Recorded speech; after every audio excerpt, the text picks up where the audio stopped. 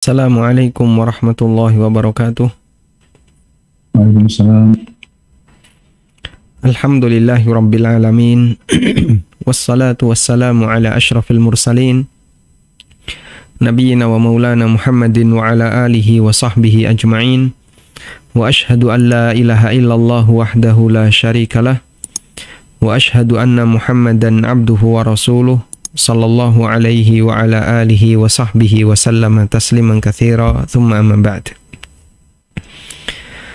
Alhamdulillah, puji syukur kita haturkan kehadirat Allah Subhanahu wa taala di liburan tanggal 2 Januari yang barangkali sebagian orang lebih memilih untuk berlibur. Barangkali sebagian orang lebih memilih untuk berada di hotel, piknik dan seterusnya. Tapi Masya Allah, Bapak Ibu di sini ngaji. Ini ada yang ngaji di hotel atau di rumah? Ini backgroundnya yang di hotel cuman Pak Zulfan saja ini. Masya Allah. Barakallahu fikum. Jadi bisa jadi apa yang kita lakukan adalah melakukan amal yang berbeda, lain daripada yang lainnya.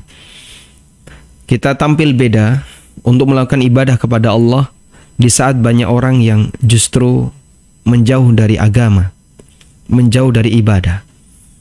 Mereka lebih sibuk dengan aktivitas dunia atau sibuk dengan misalnya piknik, tamasya dan seterusnya. Tapi kita belajar. Semoga dengan ini akan membuat pahala kita semakin besar. Karena beribadah di tengah manusia yang sedang lupa Allah termasuk di antara yang bisa menyebabkan nilai sebuah ibadah itu semakin berkualitas. Sebagaimana disebutkan dalam hadis riwayat Bukhari, Nabi SAW suatu ketika beliau menunda pelaksanaan sholat Isya. Bahkan sampai para sahabat itu terkantuk-kantuk, bahkan ada yang sampai tertidur di masjid.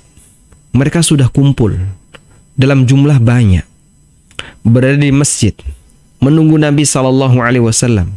Gak ada satupun yang berani untuk jadi imam. Menunggu sampai Nabi SAW keluar. Hingga tengah malam, akhirnya Umar bin Khattab radhiyallahu anhu mengetuk pintu rumah Rasulullah SAW. Sambil mengatakan, "Ya Rasulullah, qad nama as-sibyan wan nisa." Ya Rasulullah, anak-anak dan ibu-ibu udah pada tidur. Anak-anak dan ibu-ibu udah pada tidur. Artinya sudah larut malam. Mari kita segera laksanakan sholat Isya. Kemudian Nabi SAW keluar untuk melaksanakan sholat Isya, dan itu tengah malam. Lalu beliau SAW mengatakan, "Wallahi innaha lawaktuha." Demi Allah, inilah waktu yang sebenarnya. Laula an asyuqqa ala ummati, andaikan tidak memberatkan umatku. Sehingga beliau tekankan, kalau tidak memberatkan umatku, Nabi SAW ingin menekankan agar melaksanakan sholat Isya itu dilakukan di tengah malam. Andaikan itu wajib, mungkin kita akan sangat kerepotan. Dan akan sangat banyak sekali orang yang meninggalkan sholat. Di waktu 5 waktu sholat yang kita laksanakan, ini masih banyak orang yang gak mau melaksanakannya. Masih banyak orang yang meninggalkannya. Padahal ini kan waktu-waktu mudah bagi orang untuk melaksanakan sholat. Bukan waktu ketika orang sedang istirahat. Masya Allah, bagian dari rahmat Allah, karunia Allah, bagian dari hikmah Allah. Allah tidak taruh waktu sholat wajib itu di waktu ketika manusia sedang istirahat. Ya, subuh itu manusia sedang istirahat enggak? Seharusnya tidak. Oh, sudah subuh, harusnya sudah bangun. Kecuali bagi orang yang malas saja dia nggak mau bangun. Tapi ini kan kekurangan. Ini cacat, malas ya. Subuh seharusnya dia sudah bangun. Zuhur seharusnya dia istirahat kerja. Lalu dia bisa sholat. Asar, kalaupun dia tidur siang, asar seharusnya sudah bangun. Maghrib, nggak ada orang yang tidur di waktu maghrib. Isya, seharusnya dia belum tidur, belum istirahat. Sehingga di waktu-waktu ini Allah wajibkan kita untuk melaksanakan sholat itu tidak bertabrakan dengan waktu biologis manusia untuk istirahat. Ini menunjukkan bagaimana hikmah Allah Subhanahu wa Ta'ala dalam mengatur waktu sholat jamaah. Baik, kembali kepada hadis tadi. Nabi SAW telat datang untuk ngimami jamaah padahal sudah kumpul. Beliau datang sampai tengah malam baru keluar rumah, lalu menuju tempat imam, menuju mihrab. Kemudian beliau SAW dalam riwayat yang lain mengatakan, Wallahi ma yantadhiruha ahadun ghairakum. Wallahi ma yantadhiruha ahadun ghairukum. Demi Allah, tidak ada satupun orang yang sedang menantikan pelaksanaan sholat isya selain kalian. Ma yantadhiru ahadun ala wajhil ardi ghairukum. Tidak ada satupun manusia yang sedang menunggu pelaksanaan sholat isya di muka bumi ini selain kalian. Sehingga ini menunjukkan keutamaan melaksanakan sholat isya ketika itu. Maksud dari hadis ini adalah Nabi SAW secara sengaja beliau menunda pelaksanaan sholat isya karena beliau ingin sholat itu dikerjakan di saat seluruh manusia di dunia tidak ada yang ingat Allah, tidak ada yang sedang berzikir kepada Allah, tidak ada orang yang sedang beribadah kepada Allah. Sehingga orang yang sedang beribadah kepada Allah ketika itu hanyalah mereka yang berada di Masjid Nabawi ketika itu. Sementara manusia di belahan dunia yang lain, mereka tertidur. Kemudian mungkin ada manusia di belahan bumi yang lain, tapi mereka belum masuk Islam. Dan yang muslim ketika itu, yang sedang beribadah, hanya mereka yang saat itu berada di Masjid Nabawi, sedang melaksanakan sholat isya. Sehingga nilainya akan semakin besar pahalanya, karena ibadah itu dilakukan di waktu banyak orang lupa kepada Allah, di waktu banyak orang beristirahat, di waktu banyak orang tidak sedang berzikir kepada Allah. Dari situlah jamaah, kita bisa memahami nilai dan keistimewaan zikir ketika masuk pasar. Kenapa kok pahalanya besar? Terlepas dari perbedaan ulama terkait hukumnya, disebutkan dalam hadis riwayat Tirmidzi, Nabi SAW menyebutkan tentang zikir ketika masuk pasar. Man dakhala as-suq, barang siapa yang masuk pasar, faqala la ilaha illallah wahdahu la syarikalah lahul mulku wa lahul hamdu yuhyi wa yumit wa huwa hayyun la yamut biyadihil khair wa huwa ala kulli syai'in qadir. Siapa yang masuk pasar kemudian dia membaca kalimat tadi, la ilaha illallah wahdahu la syarikalah, sampai akhir. Dalam hadis itu disebutkan, kutiba lahu alfu alfi hasanatin wa muhya anhu alfu alfi sayyiatin. Dicatat untuknya 1.000.000 pahala, dihapuskan darinya 1.000.000 dosa. Masya Allah, Pak Ustadz, itu ringan banget amalnya, tapi kenapa bisa menghasilkan pahala besar? Bukan masalah besar dan kecilnya amal, bukan masalah ringan dan beratnya amal, tapi coba lihat faktor kanan kirinya. Ada faktor apa? Kanan kirinya di pasar, Pak. Orang semuanya sedang lupa kepada Allah. Coba manusia kalau di pasar, aktivitas yang dia lakukan apa? Yasinan, tahlilan, dibaan, atau serokalan, atau apa?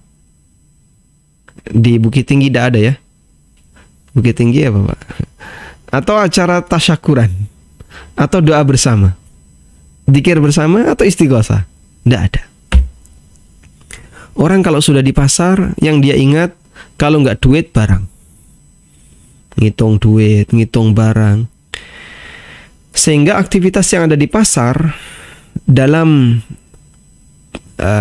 pikiran mereka yang ada di pasar adalah dunia dan dunia. Maka sungguh mengherankan ketika ada orang yang dia ingat Allah, berzikir kepada Allah di saat dia berada di pasar. Menunjukkan orang ini adalah orang yang memiliki ta'alluqul qalbi billah, memiliki ketergantungan hati yang keeratan, hubungan erat antara hatinya dengan Allah Subhanahu wa taala.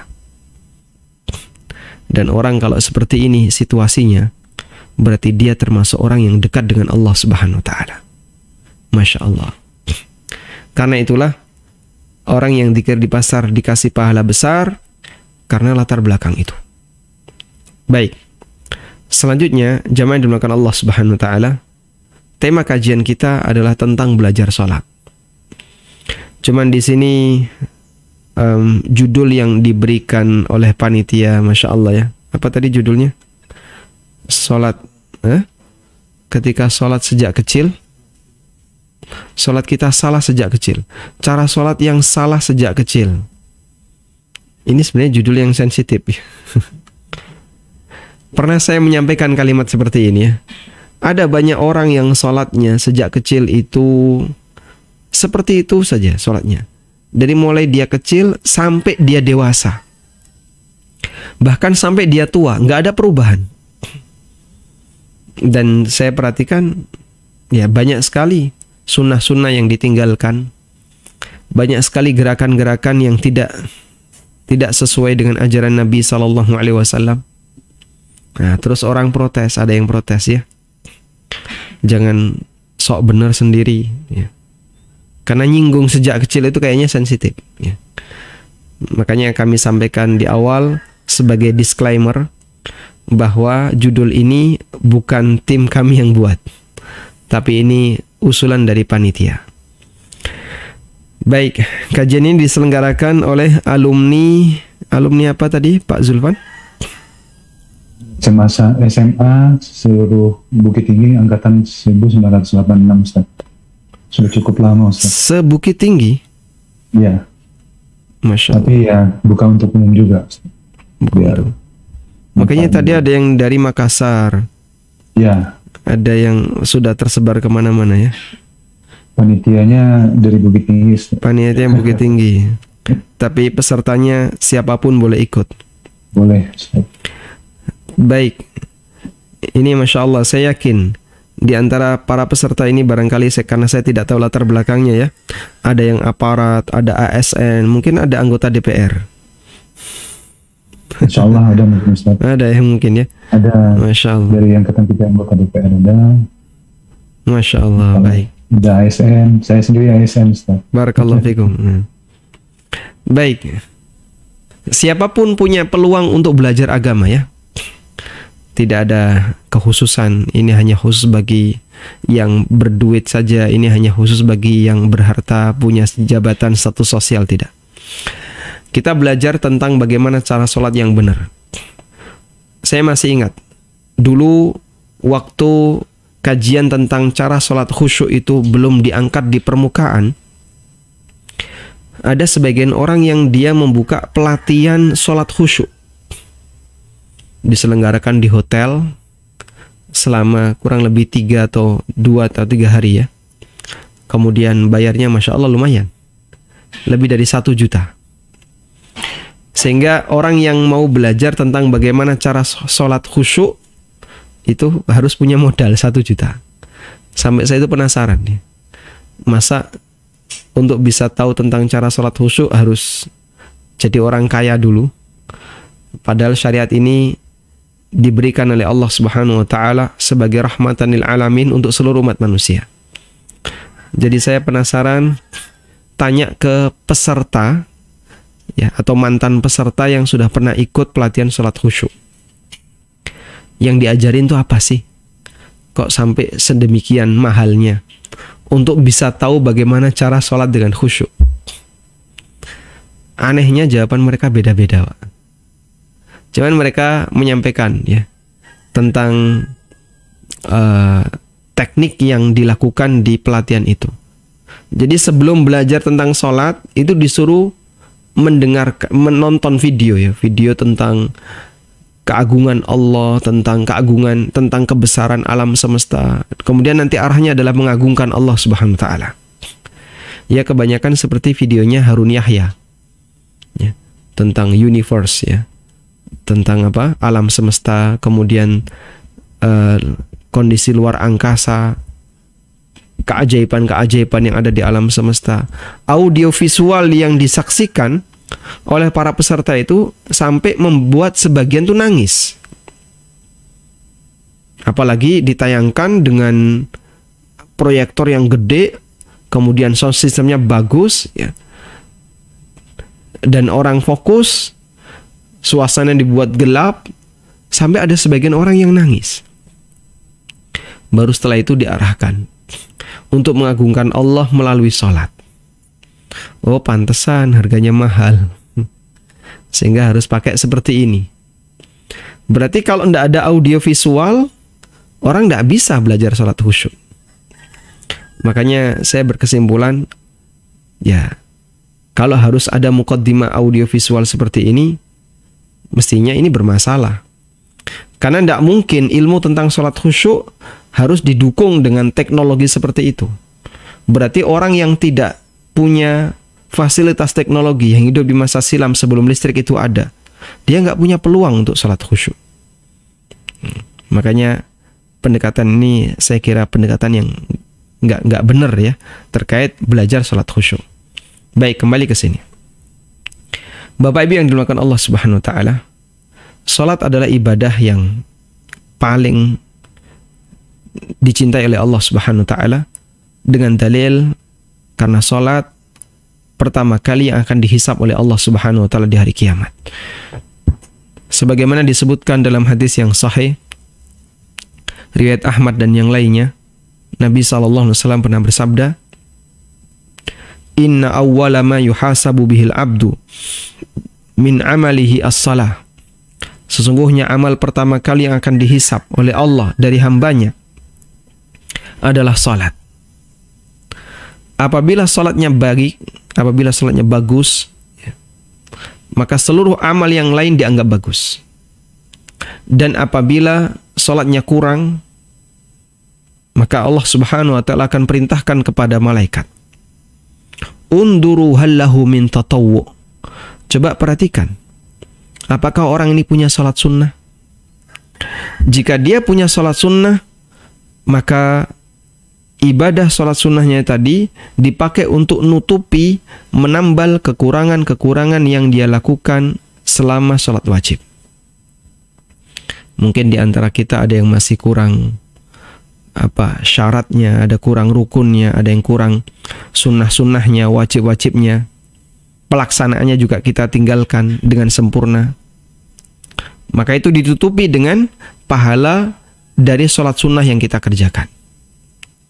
Sehingga kalau sholat wajibnya nggak berkualitas, sholat sunnahnya juga nggak berkualitas, gimana ini bisa menutupi kekurangan di sholat wajib? Tidak berkualitas ditambah tidak berkualitas, ya sama-sama nggak ngefek. Sehingga biar memberikan pengaruh, barangkali ketika sholat wajib masih ada bolong-bolong yang tidak berkualitas, tolong Anda tutupi dengan sholat sunnah yang berkualitas, sehingga membuat sholat wajib kita makin naik derajatnya. Itulah fungsi sholat sunnah. Makanya dalam ibadah sholat wajib selalu ada sholat rawatib, yaitu sholat sunnah yang mengiringi sholat wajib. Ada yang bentuknya qobliyah dan ada yang bentuknya ba'diyah. Baik, asar Pak, ada nggak qobliyahnya? Ada qobliyah asar. Nabi SAW menyebutkan dalam hadis dari Ibnu Umar radhiyallahu anhuma, rahimallahu rajulan shalla arba'an shalla qabla al-asri arba'an. Semoga Allah menerima dan merahmati seseorang yang melaksanakan sholat 4 rakaat sebelum asar. Sehingga salah satu di antara sholat sunnah untuk asar adalah 4 rakaat yang dikerjakan sebelumnya, 2 rakaat salam, 2 rakaat salam. Tayyib. Berikutnya tentang bagaimana cara sholat yang benar. Nabi SAW telah memberikan acuan kepada kita, seperti yang disebutkan dalam hadis dari sahabat Malik ibn al-Huwairith radhiyallahu anhu. Malik ibn al-Huwairith bersama rombongannya datang ke Madinah untuk belajar Islam. Lalu mereka tinggal di Madinah selama beberapa waktu. Kemudian setelah rasa cukup untuk ketemu Nabi SAW, beliau dan rombongannya balik pulang. Nabi SAW berpesan, "Wasallu kama ra'aitumuni usalli." Salatlah kalian sebagaimana kalian melihatku salat. Sehingga hadis Malik ibn Khuwairith ini banyak dijadikan sebagai acuan tentang bagaimana cara salat. Dan dulu menjadi kebiasaan para ulama, mereka itu saling memuji dengan ibadah salat yang dikerjakan oleh mereka. Saling memuji. Ini salatnya bagus sekali, salatnya khusyuk, salatnya sesuai dengan praktek Nabi SAW. Seperti yang pernah disampaikan oleh Anas bin Malik radhiyallahu anhu. Beliau pernah menyaksikan Umar bin Abdul Aziz. Umar bin Abdul Aziz seorang tabi'in, nggak pernah ketemu Rasulullah SAW. Tapi Umar bin Abdul Aziz ini banyak belajar dari para sahabat, banyak belajar dari para ulama, sehingga beliau juga seorang ulama yang sekaligus menjadi seorang khalifah. Umar bin Abdul Aziz rahimahullah pernah melaksanakan sholat, beliau jadi imam. Anas radhiyallahu anhu memuji Umar bin Abdul Aziz. Beliau mengatakan, "Ma ra'aitu ahadan ashbaha bi salatin Nabi sallallahu alaihi wasallam min hadzal gulam." Saya belum pernah lihat ada orang yang salatnya lebih mirip dengan Nabi sallallahu alaihi wasallam dibandingkan orang ini. Dan yang dimaksud orang ini adalah Umar bin Abdul Aziz. Demikian pula yang dilakukan oleh sahabat Abu Hurairah radhiyallahu anhu. Beliau salatnya sangat mirip dengan Nabi SAW. Anas bin Malik salatnya sangat mirip dengan Nabi SAW. Dan mereka saling memuji. Salatnya fulan ini sangat mirip dengan Rasulullah SAW. Salatnya si A ini sangat mirip dengan salatnya Nabi SAW. Mereka saling memuji seperti itu. Menunjukkan bahwasanya pujian salat yang baik itu bagian dari sifat istimewa yang melekat kepada orang-orang soleh, dan itu dihargai oleh orang soleh yang lain. Nah, di zaman kita terjadi pergeseran ya. Jarang kita lihat ada orang yang dipuji disebabkan karena sholatnya yang bagus. Sehingga kadang kita saksikan ada orang yang dia jadi khatib misalnya, sehingga dia tokoh masyarakat, tapi sholatnya terlalu cepat, atau dia bacaan Qur'annya salah, atau banyak gerakan-gerakan sholatnya keliru. Padahal dia seorang tokoh agama. Dan masyarakat nggak pernah memperdulikan posisi sholat yang banyak kelirunya tadi. Yang penting Pak, pokoknya dia kalau ceramah enak didengerin. Padahal salah satu di antara tanda kebaikan seseorang adalah sholatnya sholat yang sempurna, sholatnya sholat yang baik. Bukan asal. Coba kita biasakan hal ini ya. Dengan mempelajari buku-buku yang ditulis oleh para ulama tentang bagaimana cara sholat yang baik, nanti salah satu di antara yang bisa kita jadikan sebagai acuan adalah memuji orang dengan sholat yang baik. Masya Allah, sholat Anda bagus, sesuai sunnah, gerakan-gerakan Anda bagus, Anda tumakninah, dan seterusnya. Dan itu pujian yang layak untuk kita tradisikan, kita jadikan sebagai budaya, kita budayakan. Memuji sesama orang karena latar belakang sholatnya yang bagus, karena alasan sholatnya yang bagus. Biar budaya yang dimiliki oleh para pendahulu kita, para sahabat, para tabi'in, itu bisa tetap dilaksanakan oleh masyarakat, ya, dipahami oleh masyarakat, dilakukan oleh masyarakat. Sehingga kita bisa saling menjaga sholat kita dengan saling memuji orang yang sholatnya bagus, dan sebaliknya mengingatkan orang yang sholatnya keliru. Nah, selanjutnya jamaah dimuliakan Allah Subhanahu wa taala, tentang sholat yang benar itu bagaimana? Nabi sallallahu alaihi wasallam hanya memberikan kaidah umum tadi ya. Wasallu kama ra'aitumuni usalli. Kerjakanlah sholat sebagaimana kalian melihatku sholat. Ada satu buku yang kami tulis. Buku itu berjudul Tafsir Sholat.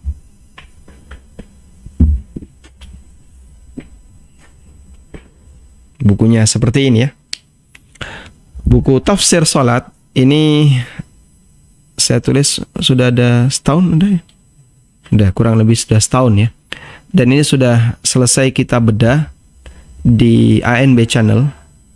Buku ini membahas tentang bagaimana cara sholat yang sesuai sunnah, sesuai ajaran Nabi SAW, dan tafsir dari gerakan plus bacaan yang kita lakukan selama sholat.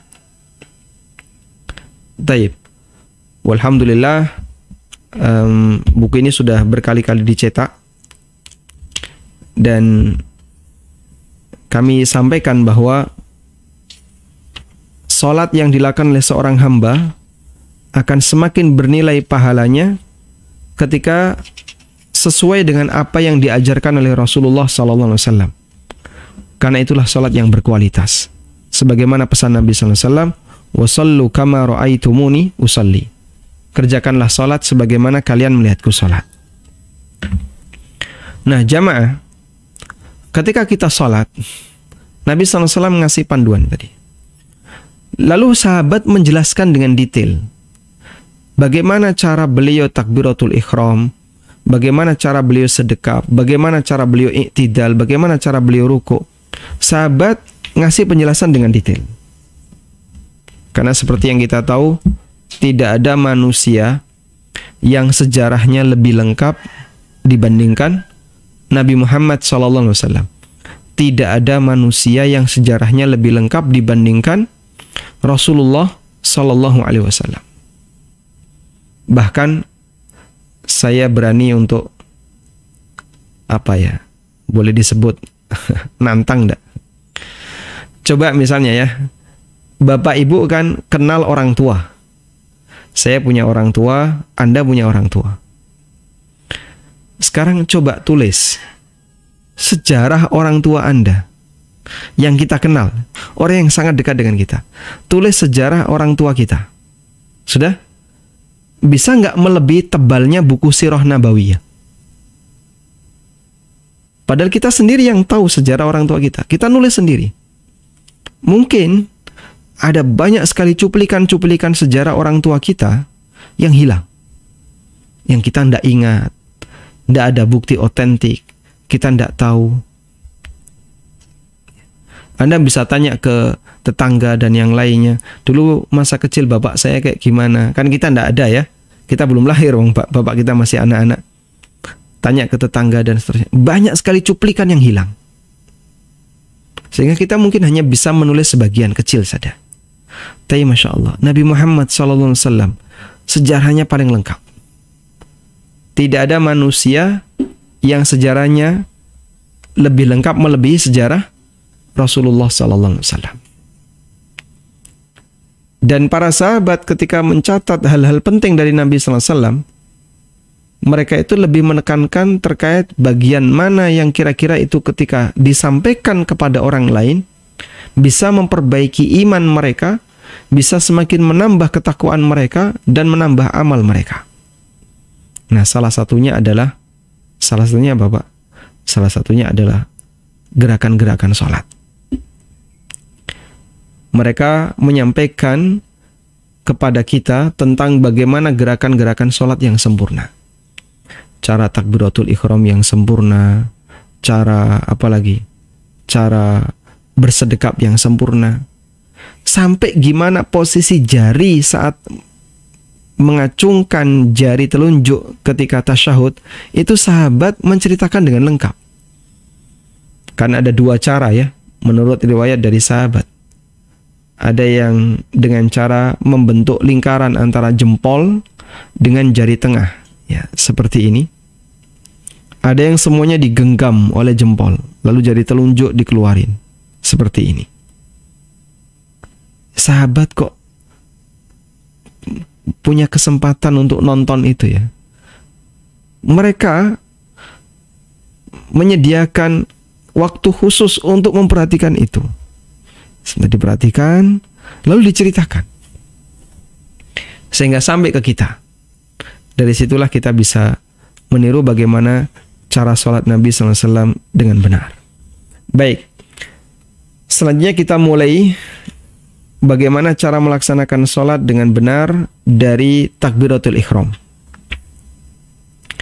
Bapak Ibu yang dimuliakan Allah Subhanahu wa taala, saat takbiratul ihram kita dianjurkan untuk mengangkat kedua tangan. Dan mengangkat kedua tangan ketika takbiratul ihram, di situ ada dua cara. Yang pertama bisa setinggi pundak, yang kedua bisa setinggi telinga. Dalam beberapa riwayat didetailkan, Nabi SAW ketika takbiratul ihram, tangan beliau tidak digenggam, kemudian juga tidak direnggangkan jari-jarinya, tapi dibuka namun biasa. Jari-jarinya tidak direnggangkan. Telapak tangan dihadapkan ke arah kiblat, ke arah depan, bukan ke arah samping.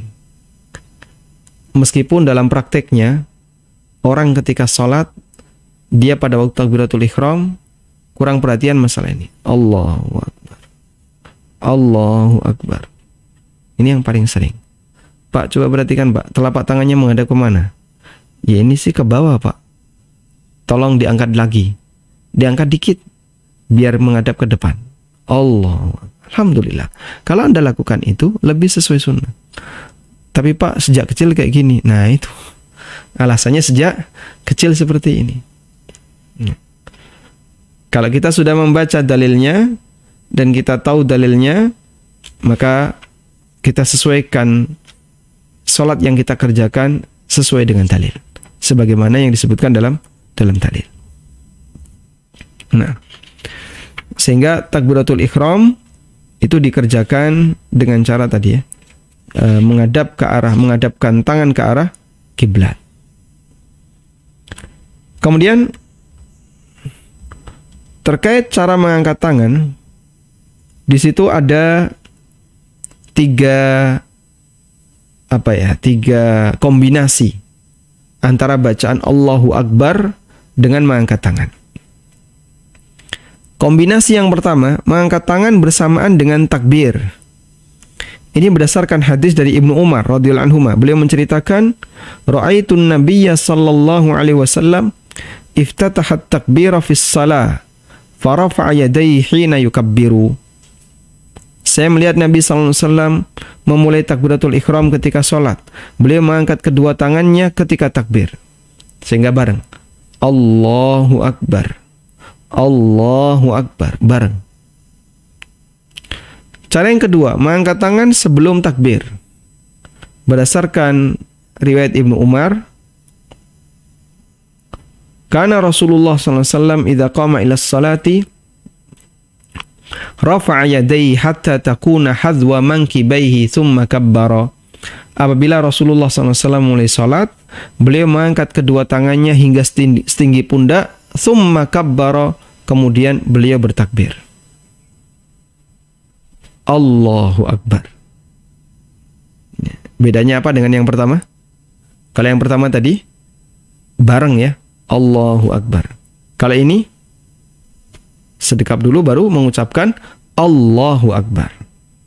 Yang ketiga, mengangkat tangan setelah membaca takbir. Anna Rasulullah sallallahu alaihi wasallam, ini berdasarkan hadis dari Malik ibn Huwairith, bahwa Rasulullah sallallahu alaihi wasallam kana idza kabbara rafa'a yadayhi. Nabi sallallahu alaihi wasallam ketika usai takbir beliau mengangkat tangan. Allahu Akbar. Ada tiga cara.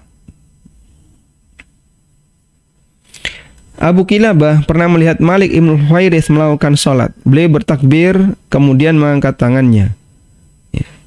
Sehingga mengucapkan Allahu Akbar dulu, baru mengangkat tangan. Sehingga ada tiga cara. Baik. Tapi sejak kecil biasanya kita cuma bareng aja. Allahu Akbar, Allahu Akbar. Dan itu pun posisi telapak tangan tidak menghadap ke arah kiblat, lebih ke arah bawah. Nah, sekarang setelah kita tahu dalilnya, maka nanti Anda bisa lakukan kombinasi yang lain. Anda bisa baca dulu, baru mengangkat tangan, atau mengangkat tangan dulu, baru membaca takbir. Nah, selanjutnya, setelah kita mengangkat tangan dan membaca takbir, kita meletakkan tangan di dada atau meletakkan tangan di depan, artinya bersedekap. Dan bersedekap ini atas perintah dari Allah Subhanahu wa taala. Nabi SAW pernah bersabda, "Umirna ma'asyiral anbiya." Kami para nabi diperintahkan an nu'ajjila iftarana wa nu'akhkhira suhurana, untuk menyegerakan berbuka dan menunda sahur. Wa nadriba aymanina ala syama'ilina fis salah, dan kami diperintahkan untuk meletakkan tangan kanan di atas tangan kiri ketika salat. Ya. Kemudian tentang cara bersedekap ada dua.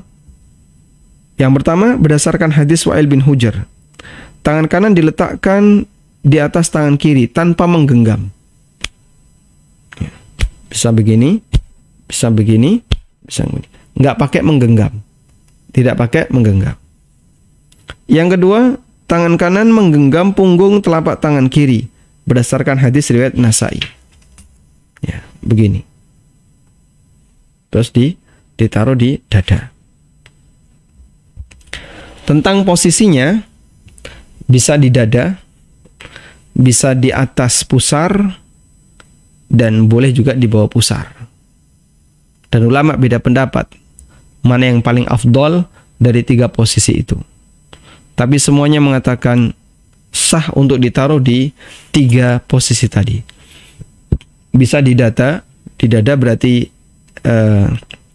di atas perut. Bisa di perut tapi di atas pusar, bisa di bawah pusar. Wallahu alam. Selanjutnya, setelah selesai takbiratul ihram, maka kita akan mempelajari tentang bagaimana cara untuk melakukan ruku'. Saya lebih kepada gerakan ya. Cara untuk melakukan ruku'. Orang disyariatkan untuk melakukan ruku', dan sebelum ruku' dianjurkan untuk mengangkat tangan.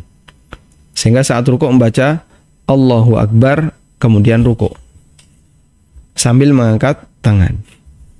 Baik, di sini ada keterangan dari Ibnu Umar radhiyallahu anhu bahwa Nabi SAW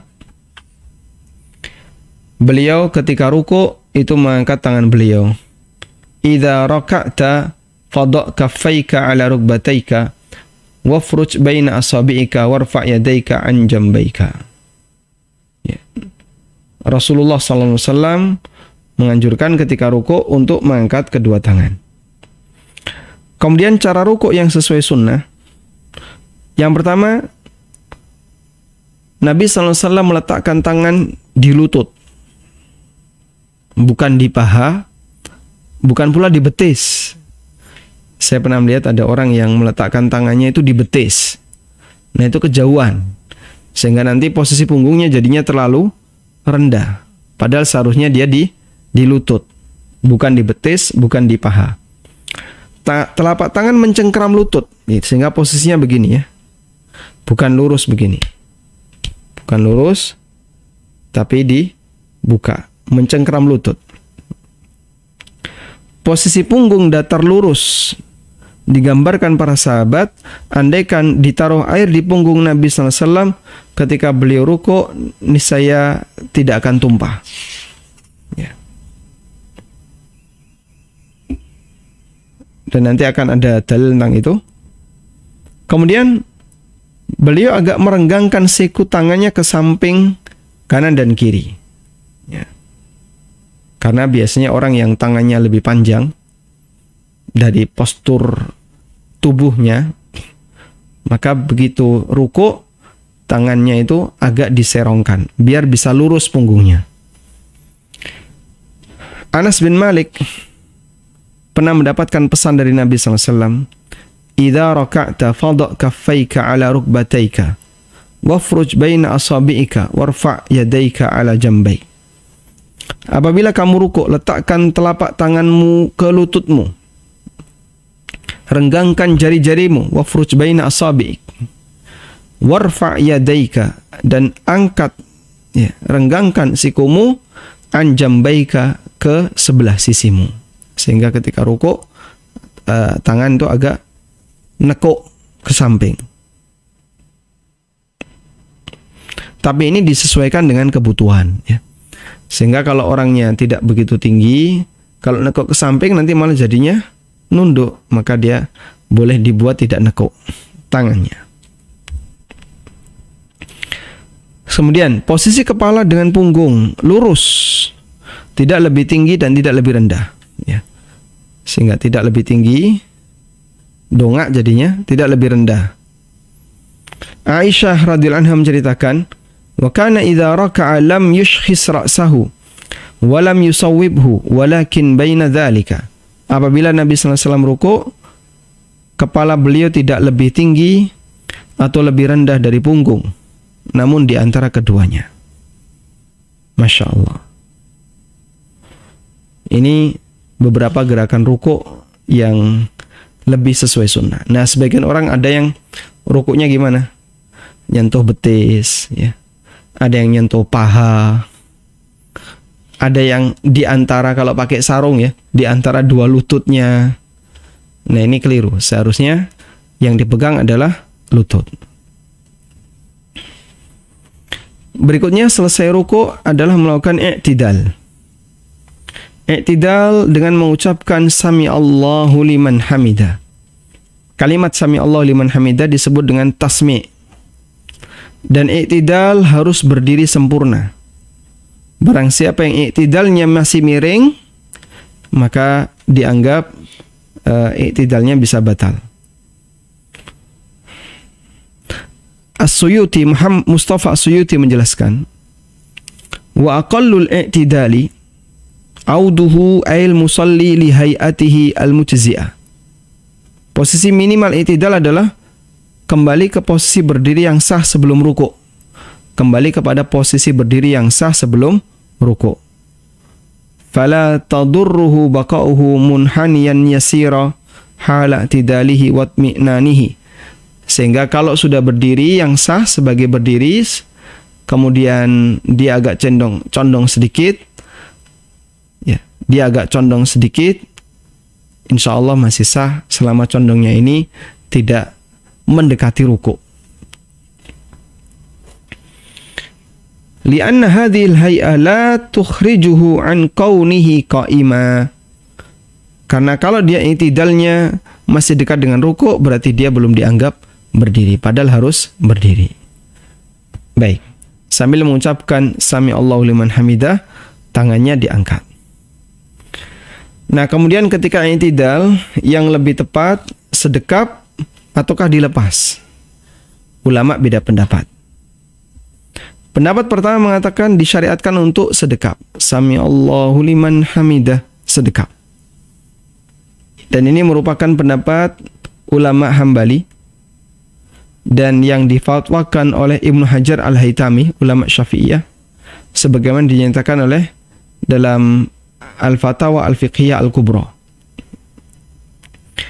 Pendapat yang kedua, disyariatkan untuk tidak sedekap, alias irsal, dilepas tangannya ketika i'tidal.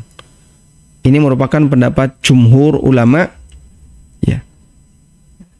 Di sini kami sebutkan ada pendapat Hanafiyah, kemudian pendapat Malikiyah, pendapat Syafi'iyah, dan sebagian ulama Hambali. Nah, wallahu alam. Sehingga bisa dilepas, bisa disedekapkan. Ada khilaf, ada perbedaan pendapat di antara para ulama tentang itu. Dan dianjurkan untuk memperlama i'tidal, sehingga jangan cepat-cepat i'tidalnya. Al-Barra' bin Azib radhiyallahu anhu menceritakan bahwasanya Rasulullah SAW kana ruku'uhu wa idza rafa'a ra'sahu min ar-ruku'i wa sujuduhu wa baina sajdataini qariban min as-sawa. Nabi SAW rukuk beliau, i'tidal beliau, sujud beliau, dan duduk di antara dua sujud yang beliau lakukan itu hampir sama panjangnya. Hampir sama panjangnya. Sehingga i'tidal juga lama. Jangan begitu ngadeg langsung turun. Nah, dikhawatirkan nanti malah tidak tumaknina. Masya Allah. Baik. Ini jamaah masih kuat belajar online ini. Insya Allah ya. Karena kalau kita tidak ketemu belajarnya sambil online, barangkali ada yang dengerin di atas kasur, ada yang dengerin di atas sofa ya, sambil ketiduran. Baik, fokus ya. Kita baru sampai i'tidal. Setelah i'tidal sujud. Nah, di gerakan sujud ini banyak sekali gerakan-gerakan yang perlu diperhatikan terkait tata caranya. Saya sebutkan dengan rinci di buku ini. Pertama, menempelkan dahi dan hidung di lantai. Dahi dan hidung harus nempel di lantai.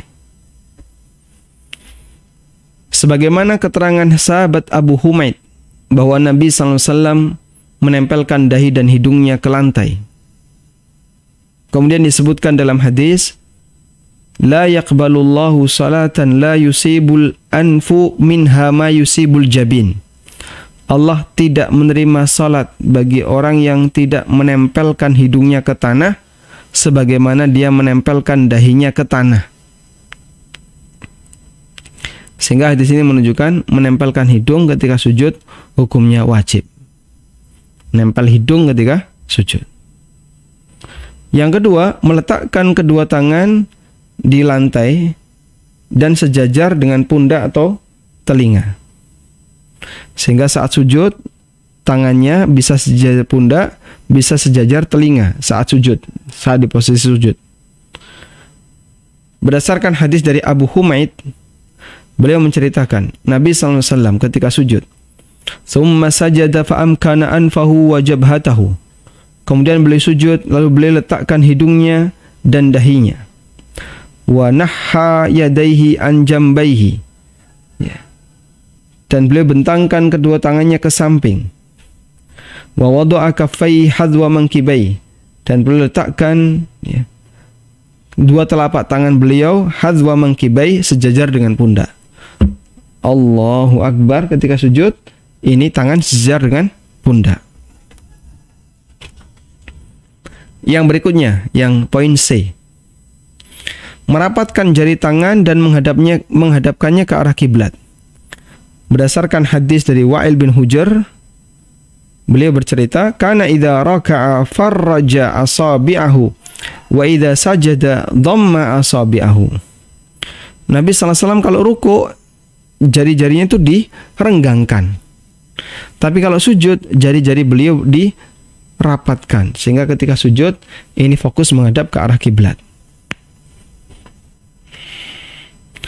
Dari sahabat Al-Barra bin Azib radhiyallahu anhu, beliau bercerita, "Wa idza sajada wajjaha asabi'ahu qibalal qiblah." Apabila beliau bersujud, beliau mengarahkan jari-jarinya ke arah kiblat begini. Sehingga tidak begini, tidak begini. Seringkali kita melihat ada orang yang sholat ketika sujud tangannya ke samping begini. Ya, ini keliru ya. Seharusnya menghadap ke arah kiblat. Kemudian yang D, mengangkat kedua hastanya dan membentangkan keduanya ke samping hingga jauh dari lambung. Sehingga saat sholat itu dibentangkan begini ketika sujud. Hastanya dibentangkan ke samping. Abu Humaid radhiyallahu anhu bercerita, "Fa idza sajada wada'a yadayhi ghaira muftarishin wala qabidhima." Apabila Nabi SAW sujud, beliau letakkan kedua telapak tangannya di lantai. Namun siku tidak ditaruh di lantai, juga tidak dirapatkan, sehingga siku agak direnggangkan. Abdullah bin Buhaina juga menceritakan bahwa Nabi SAW kana idza shalla farraja baina yadayhi hatta yabdu bayadu ibtaihi. Nabi SAW ketika sholat beliau bentangkan kedua tangannya sampai nampak ketiaknya dari belakang. Tayyib.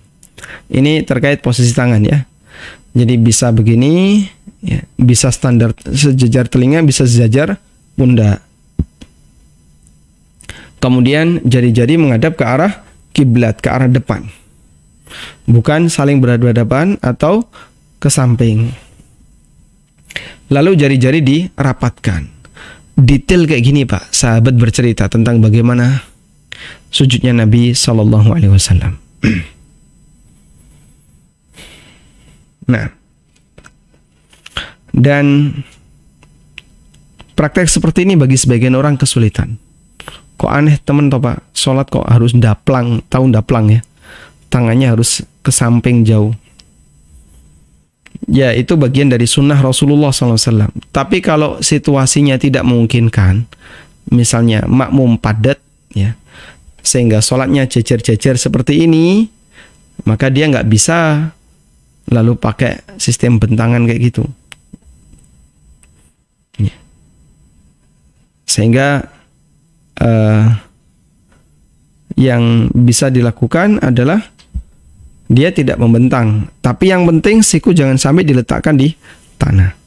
Jangan sampai siku ini diletakkan di lantai, karena ada larangan khusus meletakkan siku di lantai ketika sujud.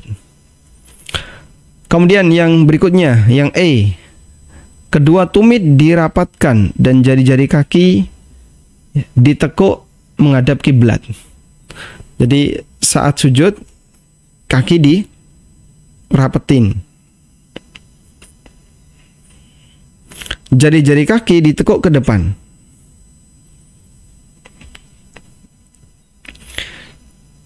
Aisyah radhiyallahu anha bercerita, faqadtu Rasulullah sallallahu alaihi wasallam wa kana ma'i ala firashi. Fawajadtuhu sajida rasiyan aqibaihi mustaqbila bi atrafi qadamaihi al-qiblah. Aku jumpai, kata Aisyah, pada saat tidur dengan Aisyah, aku pernah kehilangan Nabi sallallahu alaihi wasallam. Dicari-cari, suaminya kemana kok enggak ada. Wa kana ma'i ala firashi, dan Nabi sallallahu alaihi wasallam berada di ranjangku. Fawajadtuhu sajida.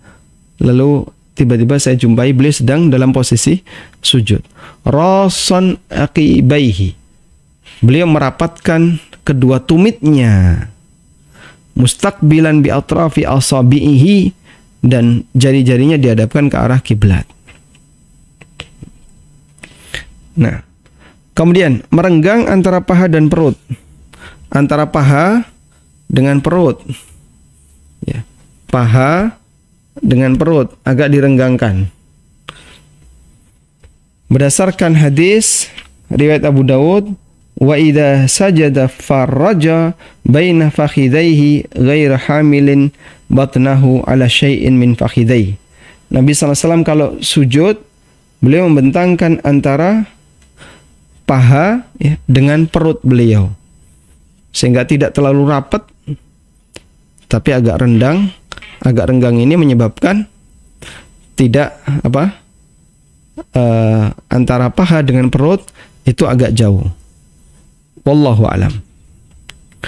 Baik. Walhamdulillahirabbil alamin. Kemudian selesai sujud adalah duduk di antara dua sujud. Gerakan duduk di antara dua sujud itu ada yang gerakan iftirash, dan itu yang ma'ruf. Dan ada gerakan ik'a. Nah, gerakan ik'a ini yang lebih jarang dipraktikkan sama orang. Contoh gerakan ik'a bagaimana, Pak? Saya kasih share konten ya. Contoh gerakan ik'a.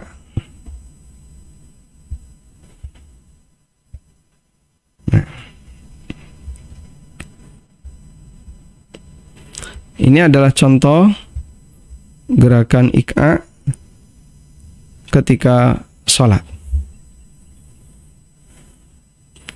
Ya, jadi kita bisa lihat ya, jari-jarinya dihadapkan ke arah mana?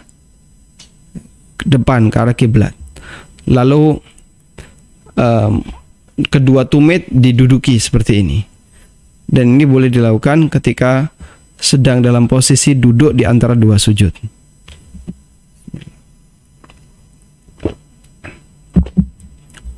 Nah, kalau dalam posisi tasyahud tidak disyariatkan duduk seperti ini.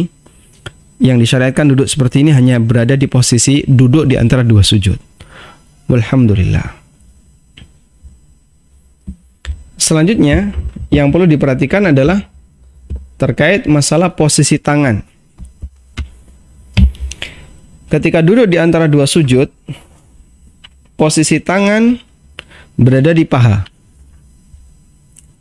Posisi tangan berada di paha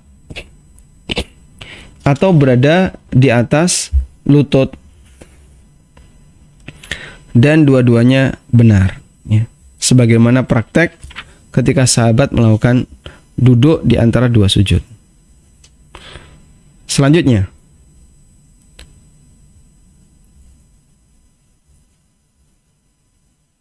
posisi punggung di antara duduk pada saat duduk di antara dua sujud tegak sempurna dan nggak boleh condong. Nabi SAW mengajarkan kepada orang yang sholatnya salah, yasjudu hatta tatma'inna mafasiluhu summa yaqul Allahu Akbar. Dia harus sujud sampai ruas-ruas tulang mencapai posisinya, kemudian dia membaca Allahu Akbar dan mengangkat kepalanya sampai tegak sempurna. Ya. Sehingga ketika duduk di antara dua sujud, posisi punggung harus tegak, nggak boleh masih condong. Allahu Akbar masih condong, kemudian balik lagi sujud, nggak boleh. Yang kedua, posisi jari-jari tangan ke arah kiblat. Umar bin Khattab radhiyallahu anhu mengingatkan, min sunnatis salah, bagian dari sunnah salat, antansibal qadamal yumna wastiqbaluhu bi asabi'a al-qiblah. Di antara bagian dari sunnah adalah antansibal qadamal yumna, ya. Kaki kanan termasuk sunnah dalam salat, kaki kanan ditegakkan mengarahkan jari-jari tangan ke arah kiblat. Kaki kanan ditegakkan. Sehingga duduknya duduk apa? Duduk iftirash. Wastiqbalu bi asabihi al-qiblah. Ya. Dan jari-jarinya tetap menghadap ke arah kiblat, dengan cara ditekuk tadi. Wallahu a'lam.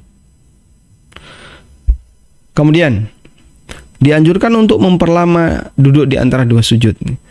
Ini bagian dari sunnah yang hilang. Anas bin Malik pernah mengatakan, inni la alu an usalliya bikum kama ra'aitu Rasulullah sallallahu alaihi wasallam shalla bina.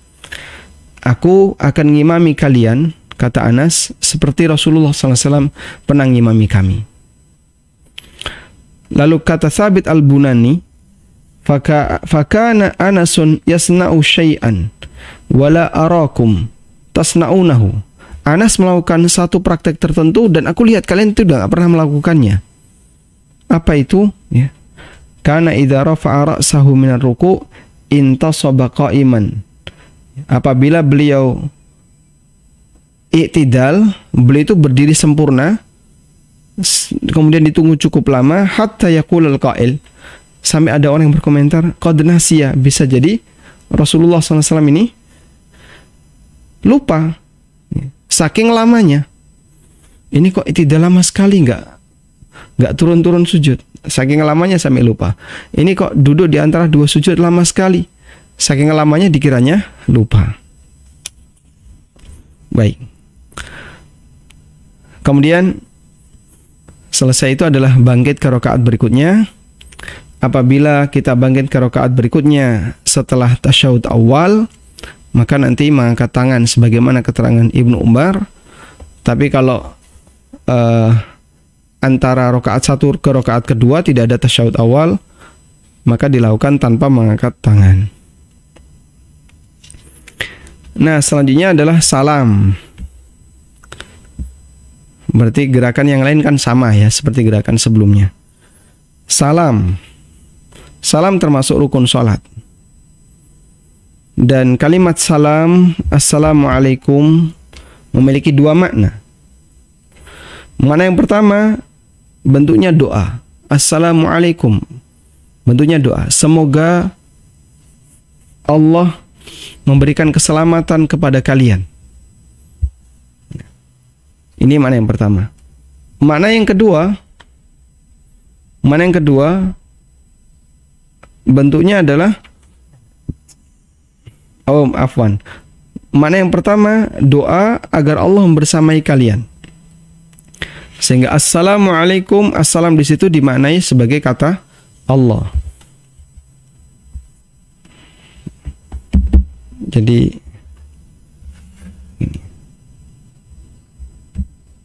assalamu alaikum. Makna kata assalam ini ada dua. Yang pertama adalah Allah. Kok bisa assalam dikasih nama, dimaknai Allah? Karena Allah adalah assalam. Kenapa dimaknai Allah? Karena assalam ini bagian dari nama Allah. Assalamu, ya. Karena assalam adalah bagian dari nama Allah.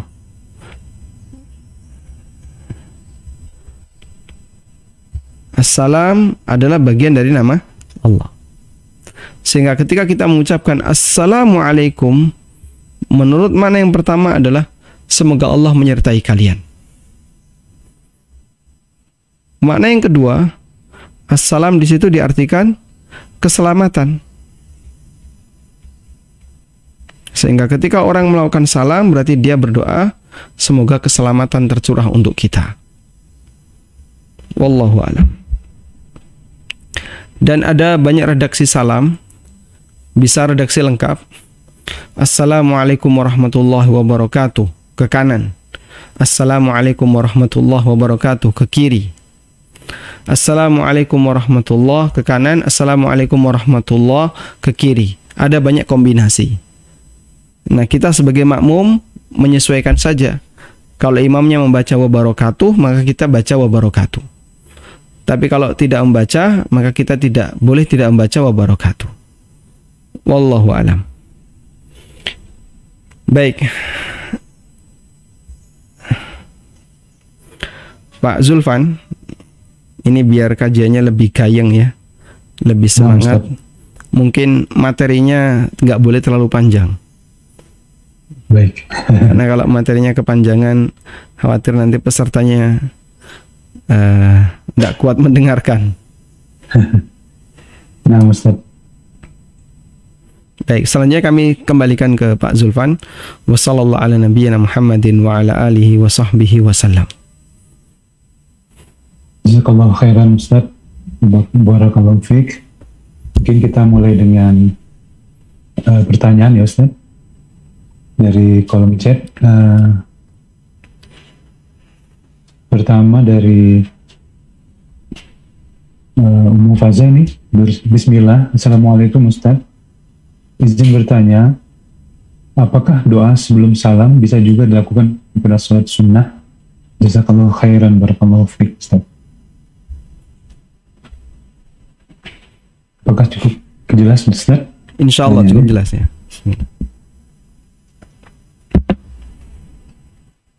Nah, tafadhol, Ustaz. Apakah doa sebelum salam bisa juga kita baca ketika sholat sunnah? Maksudnya sebelum salam pada waktu sholat sunnah. Sholat sunnah. Betul.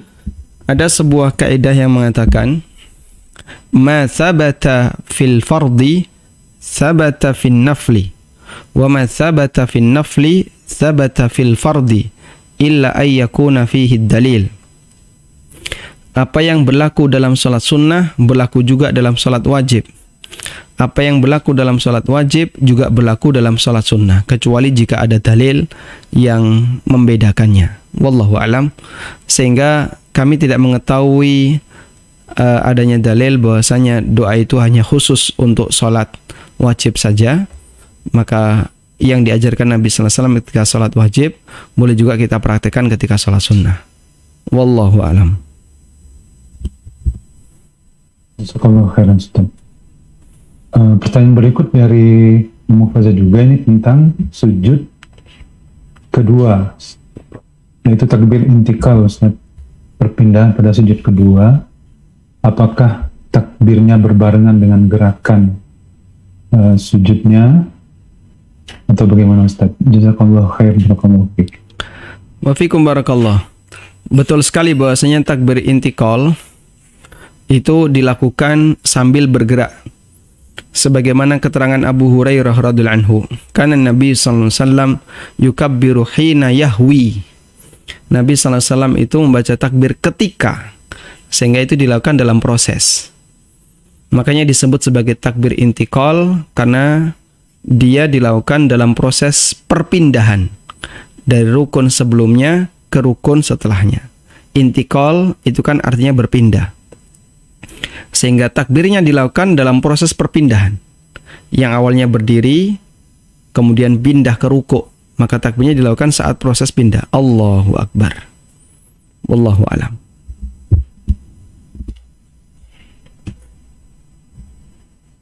Tiga. Kalau Assalamualaikum warahmatullahi wabarakatuh, Ustaz. Kalau kita jadi imam, supaya tidak salah menghitung rakaat sholat, bolehkah menghitung dengan kode jari? Misalnya, menggunakan jari pada tangan kiri. Saat rakaat pertama, satu jari dikeluarkan dari genggaman jari, rakaat kedua, dua jari dikeluarkan, dan seterusnya. Pertanyaan dari Budi Harmanda. Bolehkah menggunakan kode jari pada saat kita mau menggunakan acuan jumlah rakaat yang kita lakukan ketika sholat? Bisa saja, cuman yang jadi masalah adalah kalau Anda dapat satu rakaat, setelah itu kan ada banyak gerakan ya. Gerakan ruku, gerakan i'tidal, gerakan sujud, dan seterusnya. Dan pada semua gerakan itu, jari-jari ini kemana? Apa tetap nekuk? Gini terus ya. Allahu Akbar. Nah, ini nekuk satu ini ya, kelinggingnya. Atau gini, Allahu Akbar. Lalu ruku, Allahu Akbar. Nah, mencengkramnya begini. Yang satunya ditekuk. Nanti ketika sujud, Allahu Akbar. Ditekuk satu ini. Tidak mungkin. Akan ada banyak sunnah yang Anda tinggalkan. Sehingga kalau itu dilakukan, konsekuensinya adalah nanti jari-jari Anda jadi ketekuk terus. Dan itu tidak mungkin. Ya. Kecuali kalau kemudian, dan sholatnya kan pasti nanti antara rakaat satu, rakaat kedua terpisah dengan gerakan ruku, sujud, i'tidal. Kecuali kalau nggak terpisah. Contohnya takbir ziyadah, takbir tambahan pada saat sholat id. Allahu Akbar. Allahu Akbar. Nah, ini kan nggak terpisah, nggak ada rukuk sujud. Nah itu bisalah kadang dipakai acuan tangan ya. Allahu Akbar satu, renggang tangan satu. Allahu Akbar renggang tangan dua. Allahu Akbar renggang tangan tiga. Jari ya, bukan tangan, jari tiga. Sampai 7 kali. Dan kadang saya menggunakan acuan ini kalau takbir ketika sholat id, karena itu cukup sensitif, bisa kelebihan bisa kekurangan, sebab 7 kali itu kan cukup banyak. Dan tidak boleh ya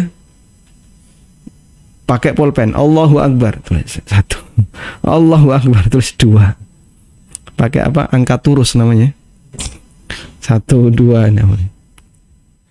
Wallahu alam. Jadi kalau pakai penanda selama tidak ganggu sholat, insya Allah tidak masalah. Tapi kalau ganggu tidak boleh. Wallahu alam.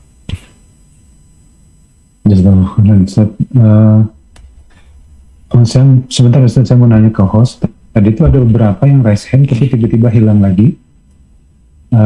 Ada yang mencatat atau memang batal? Saya lihat di kolom chat kebetulan sudah nggak ada pertanyaan. Ini Andika Febrina nih, Ustaz, Afwan, bolehkah akhwat untuk bertanya langsung? Audio saja yang dibuka, tidak apa-apa insya Allah. Audio insya Allah. Ini ada Andika Febrina. Saya ragu apakah insya Allah. Assalamualaikum warahmatullahi wabarakatuh, Ustaz. Waalaikumsalam warahmatullahi wabarakatuh. Saya tidak bisa mengetik. Sekarang sudah bisa saya ketik saja ya, Ustaz. Terima kasih. Oh, sudah saya ketik, tinggal saya kirim. Dilanjut aja now. Oh baik. Dilanjut bertanya juga nggak apa-apa. Nah, Ibu. Iya.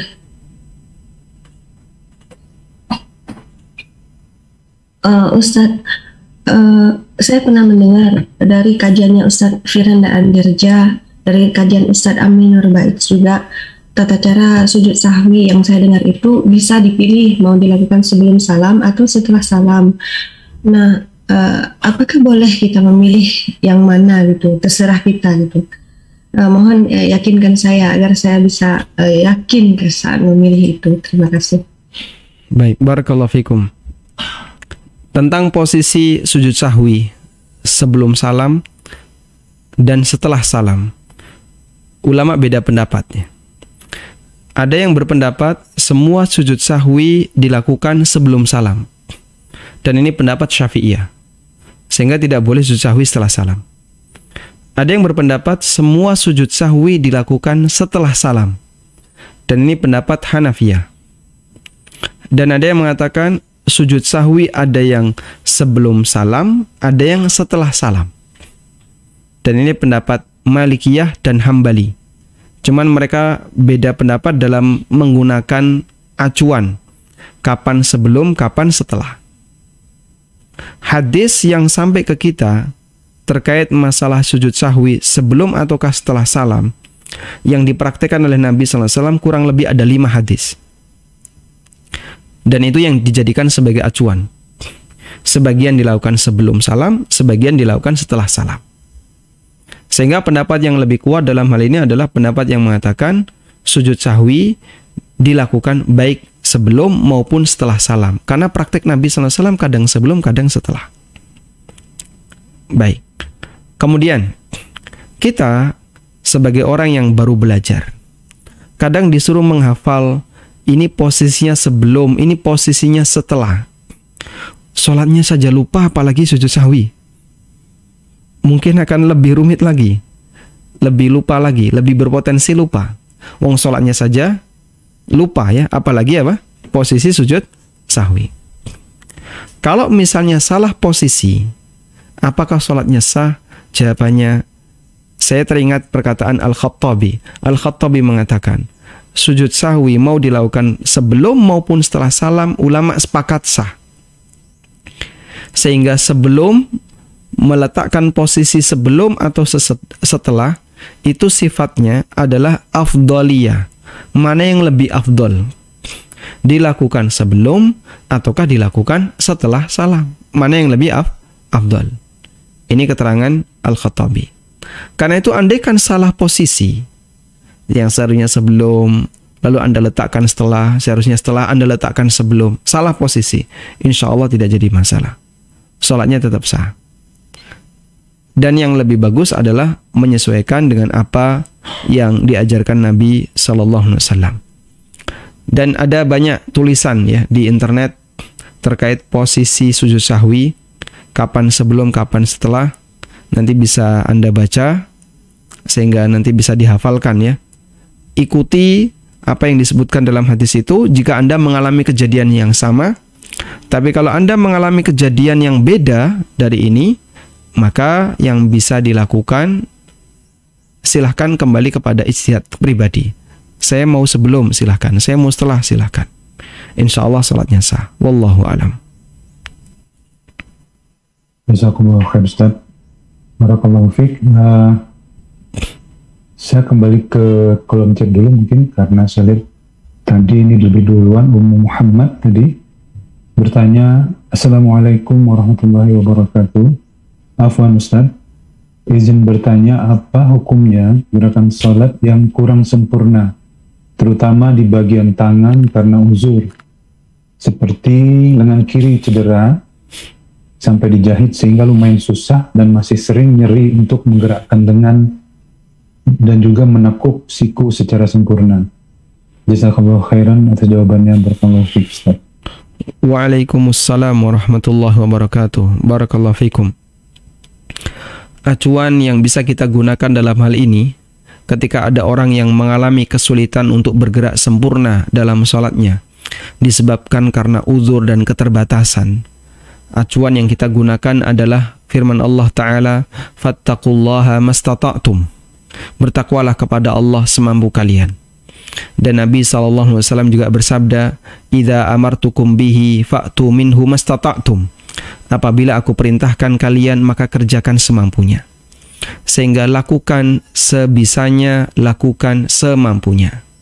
Kalau nggak mampu dilakukan, ada uzur tertentu, dipaksa sakit, maka jangan Anda paksa. Jangan dipaksa. Lakukan semampunya. Sehingga insya Allah bagi Anda yang memiliki uzur, ya, yang memiliki halangan tertentu, sehingga tidak bisa melaksanakan gerakan sholat secara maksimal karena uzur, insya Allah semoga tetap dicatat sebagai amalan yang sempurna, ya.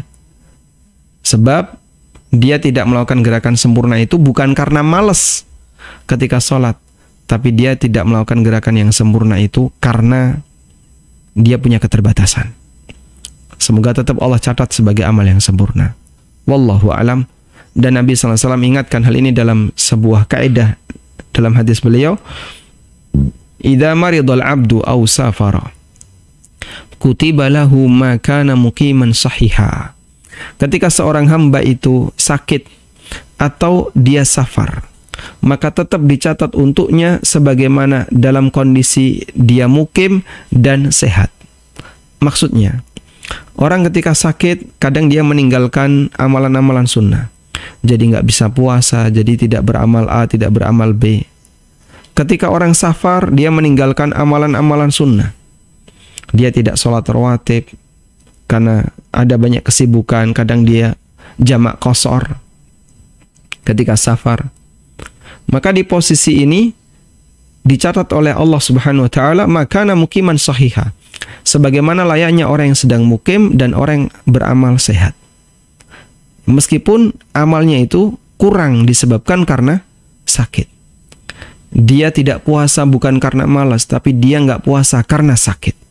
Andaikan tidak sakit, mungkin dia akan puasa. Andaikan tidak sakit, dia akan bergerak dengan sempurna. Tapi karena sakit, gerakannya nggak bisa sempurna karena ada uzur dan keterbatasan. Wallahu a'lam. Masya Allah. Jazakallah khair Ustaz. Kita mungkin ke yang resign dulu. Ada Akhi Fajar Izani. Tafadhol. Assalamualaikum warahmatullahi wabarakatuh. Waalaikumsalam warahmatullahi wabarakatuh. Ustaz, izin bertanya ya. Ada sebuah pertanyaan. Kalau sebagai imam, strategi lah, cara untuk supaya makmumnya tidak mendahului imam. Masya Allah. Kedua, bacaan sujud sahwinya apa, Ustaz? Bacaan sujud sahwi. Ya. Baik, barakallahu fikum. Apa strategi yang bisa kita lakukan agar makmum tidak mendahului imam? Ada strategi yang keliru dan ada strategi yang benar. Saya sebutkan yang keliru dulu. Kenapa saya berani menegaskan keliru? Karena Syekh Utsaimin rahimahullah juga menegaskan ini keliru. Dalam penjelasan beliau, kalau tidak salah di Syarah Bulughul Maram ya, beliau nyebut ini salah. Jadi ada orang yang dia sholat kemudian jadi imam, lalu dia takbirnya itu setelah sempurna. Jadi misalnya rukuk ya, dia rukuk dulu, Allahu Akbar. Setelah sempurna rukuk baru baca Allahu Akbar. I'tidal, dia berdiri dulu, baru Sami Allahu liman hamidah. Sujud juga seperti itu. Dia sujud dulu baru Allahu Akbar. Kata beliau, ini jadinya bukan takbir intikal. Takbir intikal itu dilakukan di proses perpindahan. Ini takbirnya dilakukan ketika orang sudah di posisi sempurna rukuk. Berarti dia sudah masuk rukun rukuk. Karena dia sudah masuk rukun, lalu baru membaca takbir, berarti ini bukan takbir intikal. Karena ini bukan takbir intikal, dan dalam mazhab Hambali, afwan ini di Syarhul Mumti' ya. Dalam mazhab Hambali takbir intikal itu wajib dan harus dikerjakan tepat pada posisinya. Saya juga cantumkan di buku tafsir salat. Kemudian sebagian ulama mazhab Hambali, kalau takbir intikalnya itu dilakukan di posisi sudah sempurna di rukun berikutnya, maka tidak sah sebagai takbir intikal.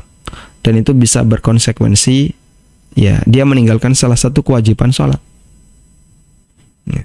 Makanya kata beliau, kalau imam melakukan ini dengan niat dalam rangka untuk menghindari makmum yang mendahului dirinya, kata Imam Ibnu Utsaimin, dia menyelamatkan sholat orang lain tapi mengorbankan sholatnya sendiri. Dan itu kekeliruan, itu salah. Kalau bisa sholatmu jangan sampai kurang dengan praktek itu. Nah terus apa yang bisa dilakukan Pak Ustadz? Nah di sini ada strategi yang kedua. Insya Allah ini lebih mujarab. Apa Pak Ustadz? Sebelum sholat dimulai diceramai dulu makmumnya. Sampaikan ancaman berat bagi orang yang mendahului imam. Siapa yang mendahului imam, ya, ada ancamannya seperti ini. Ini dosa besar. Nabi SAW sampai memberikan ancaman. La yantahiyanna aqwamun. Hendaknya orang itu menghentikan kebiasaan buruknya. Ayyarfa'a qabla al-imam, di mana dia mengangkat kepalanya sebelum imam. Au ayyuhawwilallahu ra'sahu ra'sa himar. Atau Allah akan jadikan kepalanya seperti kepala keledai. Dan itu bisa real terjadi, sebagaimana yang diceritakan oleh Syekh Masyhur Hasan Al-Salman. Ada orang yang kepalanya diubah jadi kepala keledai. Disebabkan apa? Dia mendahului imam. Makanya sampaikan ini kepada makmum, kepada jamaah, jadi edukasi yang baik. Nah nanti kalau masih ada yang melakukan pelanggaran, yaitu urusan pribadi mereka. Wallahu a'lam. Barakallahu Ustaz. Karena ada lagi yang masih yang tadi berdua belum jawaban. Oh, Masya Allah. Oh ya. Bacaan sujud sahwi bagaimana? Bacaan sujud sahwi sama sebagaimana bacaan sujud biasa. Subhana rabbiyal a'la. Subhana rabbiyal a'la. Atau subhana rabbiyal a'la wa bihamdi, atau subuhun quddusun rabbul malaikati warruh. Seperti bacaan sujud biasa. Sementara doa yang ma'ruf di masyarakat, subhanalladzi la yashu wa la yanam, Maha suci zat yang tidak lupa dan tidak tidur. Bacaan ini tidak ada dalilnya, dan sebagian ulama mengatakan asal mula bacaan ini adalah dari mimpi manusia. Dan mimpi orang itu tidak bisa mengoreksi syariat, nggak bisa nambahi, nggak bisa ngurangi. Karena mimpi bukan sumber syariat. Allah tidak pernah menjadikan mimpi sebagai sumber syariat. Tapi Pak, ada mimpi Nabi SAW. Mimpi Nabi, bukan mimpi orang biasa. Dan Allah memberikan wahyu kepada Nabi-Nya SAW melalui mimpi. Salah satunya. Tapi kalau manusia biasa, apa ada yang dapat wahyu? Pak, wahyu di sini ada? Ya. Ada nggak manusia biasa yang dapat wahyu melalui mimpi? Tidak boleh. Tidak ada yang dapat wahyu setelah wafatnya Nabi SAW. Makanya mimpi manusia biasa tidak dijadikan sebagai wahyu, tidak dijadikan sebagai tambahan syariat. Nah, karena doa ini berasal dari mimpi, maka tidak diperhitungkan oleh para ulama, dan yang benar doanya adalah sebagaimana doa sujud biasa. Wallahu a'lam. Barakallahu fiik Ustaz. Sekarang ke Ukti Eha Juleha. Tafadhol. Apakah masih bersama kita? Eha Juleha, Ibu Eha Juleha. Baik, kita pindah ke sudah ada. Assalamualaikum warahmatullahi wabarakatuh. Waalaikumsalam warahmatullahi wabarakatuh. Izin Pak Ustadz, saya mau menanyakan terkait dengan pelaksanaan sholat. Di mana di awal sholat itu bahwa kita tidak perlu mengucapkan, melafadzkan gitu ya, melafadzkan niat, cukup di dalam hati. Mohon izin barangkali saya salah, nanti minta penjelasannya. Dan satu hal yang saya ingin tanyakan bahwa bagaimana caranya ketika sholat itu senantiasa kita ada mengingat urusan dunia, padahal seharusnya kan kita betul-betul fokus terkonsentrasi menghadap Allah. Tetapi sudah dicoba lagi-lagi senantiasa ada lagi urusan-urusan di dunia yang terbayang pada saat sholat. Nah, bagaimana untuk mengatasi seperti itu? Terima kasih. Wassalamualaikum warahmatullahi wabarakatuh. Waalaikumsalam warahmatullahi wabarakatuh. Kalau kita ditanya tentang bagaimana cara sholat agar lebih fokus, lebih khusyuk, dan seterusnya, memang kata kuncinya adalah mengatur suasana batin, mengendalikan pikiran ketika sholat. Dan itu cukup rumit bagi sebagian orang yang dia tidak paham dengan bacaan-bacaan yang dia ucapkan ketika sholat. Kita mengucapkan kalimat Allahu Akbar, kita membaca surat Al-Fatihah, kita membaca beberapa surat setelah Al-Fatihah, beberapa ayat setelah Al-Fatihah. Dan kalau kita tidak paham, kita tidak bisa merenungkan. Intinya begini, batin manusia itu kalau nggak dikasih kesibukan, dia akan sibuk dengan yang lain. Sebagaimana anak ya, kita juga sama. Kalau kita tidak sedang sibuk dengan hal yang bermanfaat, maka kita akan sibuk dengan hal yang tidak bermanfaat. Anak kecil juga kayak gitu. Ketika dia tidak disibukkan dengan hal yang bermanfaat, nanti dia akan nyari-nyari kesibukan yang lain ya. Mungkin ngobrak-ngabrik lemari ibunya ya. Mungkin dia mainan yang kotor-kotor. Makanya hati kita biar nggak lari-lari kemana-mana, dikasih kesibukan. Apa itu? Suruh mikir dia. Mikir untuk sesuatu yang bermanfaat baginya. Mikir apa Pak Ustadz? Mikir sholatnya. Dalam sholat, apa yang kita kerjakan? Ya, kita melakukan gerakan-gerakan itu. Coba pikirkan gerakan itu yang lebih sesuai sunnah, caranya gimana? Oh ya. Nah, fokus di situ, itulah bagian dari khusyuk dalam sholat. Lalu dalam bacaan-bacaannya, renungkan maknanya. Terus Pak Ustadz saya nggak paham maknanya. Berarti Anda perlu membaca tafsir dari bacaan-bacaan itu.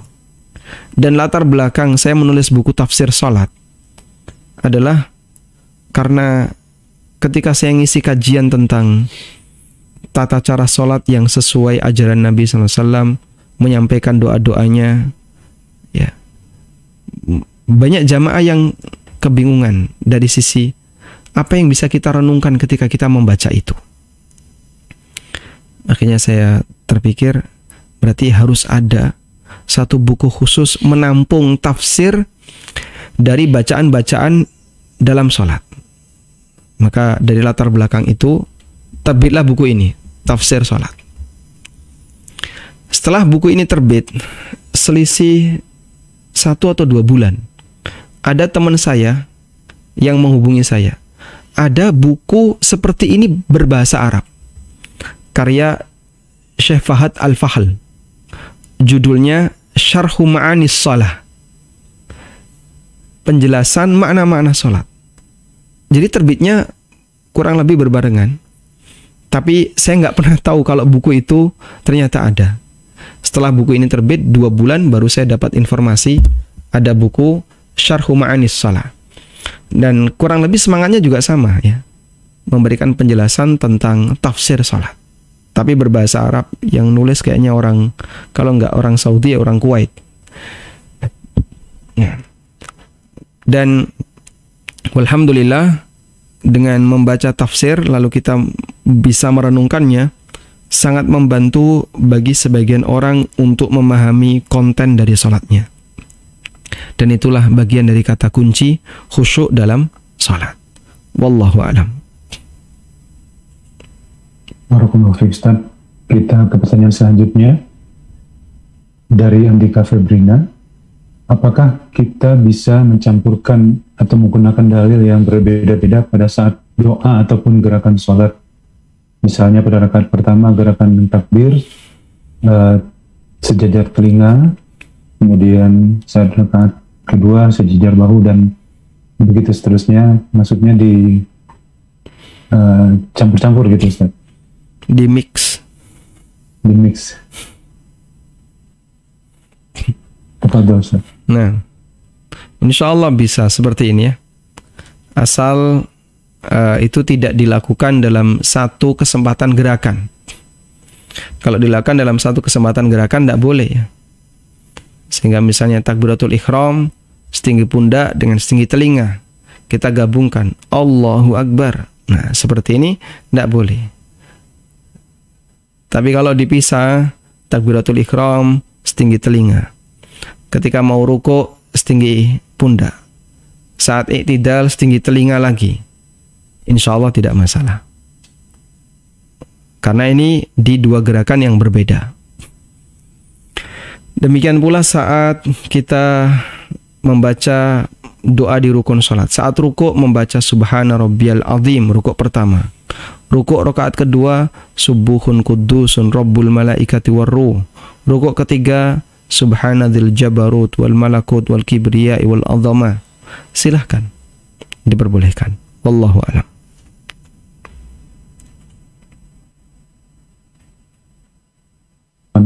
Kau besar. Maaf kalau saya salah menyebut nama. Izin bertanya Ustadz, apakah dalam sholat zuhur dan asar takbir perpindahan dibaca keras oleh imam atau tidak? Betul, dibaca keras ya. Dibaca keras sebagaimana dalam sholat jahriyah. Karena takbir intikal dibaca oleh imam dengan keras, fungsinya adalah sebagai komando makmum. Hanya saja untuk bacaan suratnya dibaca pelan. Tapi untuk takbiratul ihram, takbir intikal, kemudian tasmi, bacaan sami Allahu liman hamidah, semuanya dibaca keras, tidak ada yang dibaca pelan. Wallahu alam. Barakallahu fiik, Ustaz. Ini dari Mufaza, ada pertanyaan titipan. Ustaz, apakah disyariatkan mengqadha sholat wajib yang pernah ditinggalkan? Dilihat dari sebabnya. Wa fiikum barakallah. Apakah disyariatkan untuk mengqadha salat wajib yang pernah ditinggalkan? Dilihat dari sebabnya. Apabila penyebabnya adalah meninggalkan salat wajib itu karena malas, pendapat yang benar nggak perlu diqadha. Kok enak sekali Pak? Ya percuma saja diqadha, batal. Maksudnya gimana? Dia meninggalkan salat apa? Oh kemarin nggak salat isya Pak. Habis maghrib tidur sampai subuh. Orangnya malas, dibangunin jam 12 tidak mau. Ini meninggalkan sholat karena malas. Duhur atau sebelum duhur dia menyesal. Saya mau qadha sholat saya. Boleh nggak Pak Ustadz saya kerjakan sekarang? Ini waktu duha mas, bukan waktu isya. Tapi kan sebagai qadha. Lah kamu qadha kenapa wong kamu nggak punya uzur? Kamu malas mengerjakan sholat isya. Kalau kau kerjakan sekarang di siang bolong kayak gini, mengerjakan sholat isya, ini mengerjakan sholat di luar waktunya. Dan mengerjakan sholat di luar waktu tidak sah. Sehingga percuma saja ketika diqadha karena qadhanya tidak sah. Tapi kalau meninggalkan sholat karena uzur syar'i, seperti ya ketiduran atau lupa, Nabi SAW telah memberikan solusi akan hal itu. Sebagaimana disebutkan dalam hadis yang sahih, riwayat Bukhari Muslim, man nama an salatin aw nasiyaha fakaffaratuha hina dzakaraha. Ya. Barang siapa yang ketiduran atau dia lupa, maka kafarahnya adalah saat ingat. Gak ada kesempatan yang lain selain itu. Dan itulah yang dimaksud qadha sholat yang sesuai ajaran Islam. Sehingga ketika lupa atau ketiduran lalu bangun-bangun, loh kok sudah terbit matahari padahal belum sholat subuh, langsung sholat subuh. Wallahu a'lam. Barakallahu fiik, Ustaz. Sebelum lanjut, mungkin perlu saya tanya ke Ustaz, tinggal berapa pertanyaan lagi yang available, Ustaz? Baik, boleh 3 pertanyaan lagi. Baik. Selanjutnya Ustaz, ini dari Citra. Assalamualaikum warahmatullahi wabarakatuh, Ustaz.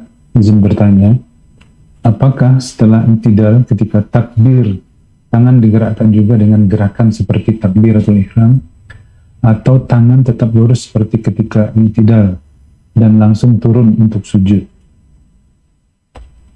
setelah i'tidal, Ustaz. Setelah i'tidal. Maksudnya setelah i'tidal ketika takbir. Mau sujud. Mau sujud. Takbir mau sujud. Nah. Waalaikumsalam warahmatullahi wabarakatuh. Apakah takbir ketika turun sujud dianjurkan untuk mengangkat tangan ataukah tidak? Ulama berbeda pendapat dalam hal ini. Dan pendapat yang lebih kuat adalah disyariatkan untuk mengangkat tangan ketika hendak turun sujud, tapi sesekali, ahyanan, dilakukan sesekali. Di buku tafsir salat saya sebutkan itu berdasarkan riwayat yang disebutkan oleh Syekh Albani dalam kitab Sifat Salat Nabi SAW. Beliau sebutkan ada beberapa riwayat di mana Nabi SAW ketika turun sujud dan bangkit dari sujud, terkadang ahyanan beliau mengangkat kedua tangannya. Sehingga saat turun sujud dan bangkit dari sujud, silahkan sesekali untuk mengangkat tangan. Setelah i'tidal, sami Allahu liman hamidah, tangan dilepas, Allahu Akbar, turun sujud. Tapi sesekali, bukan rutin. Yang rutin, takbiratul ihram, ketika hendak ruku, ketika i'tidal, itu yang rutin. Wallahu a'lam. Barakallahu fiik, Ustaz. Kita mungkin persilahkan, ada yang raise hand dari tadi. Muhammad Hasmi, tafadhol. Muhammad Hasmi. Assalamualaikum Ustaz, terima kasih. Waalaikumsalam warahmatullahi. Pak Ustaz, saya mau bertanya, mungkin dua pertanyaan saya Pak Ustaz. Yang pertama, kalau kita naik bis masuk waktu maghrib, pada saat naik bis itu kita udah duduk dulu nih, tapi karena nggak mungkin sampai di tempat untuk salat maghrib, boleh nggak kita salat maghrib permulaan di atas bis itu, nanti sudah sampai di tempat kita ulangi lagi begitu? Itu yang pertama. Baik, Bapak safar atau ini bis dalam kota? Bukan safar, bukan. Kemarin Jakarta ke Bekasi, pemain macet.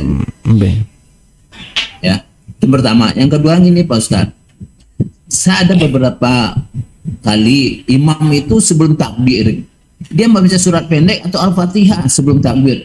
Apakah ada Rasul melakukan begitu, Ustaz? Masya Allah. Terima kasih Pak Ustaz. Assalamualaikum warahmatullahi wabarakatuh. Waalaikumsalam warahmatullahi wabarakatuh. Barakallahu fikum. Baik, bolehkah kita sholat di atas kendaraan disebabkan karena tidak memungkinkan untuk sholat di luar kendaraan? Jawabannya, hukum asalnya sholat wajib itu dilakukan di luar kendaraan. Berdasarkan keterangan Ibnu Umar radhiyallahu anhuma, Nabi SAW la yusallil faridah, tidak pernah melaksanakan sholat wajib di atas kendaraan beliau, di atas tunggangan. Dan kita tahu kendaraan Nabi SAW adalah binatang, yang itu bisa diminta untuk berhenti sewaktu-waktu, bisa berhenti di tempat manapun, sesuai dengan perintah beliau Sallallahu Alaihi Wasallam. Di masa beliau tidak ada kendaraan umum sebagaimana di zaman kita, ya seperti pesawat atau kereta yang jadwalnya ya tentu saja tidak mengikuti jadwal waktu sholat, tapi jadwalnya mengikuti jadwal mereka.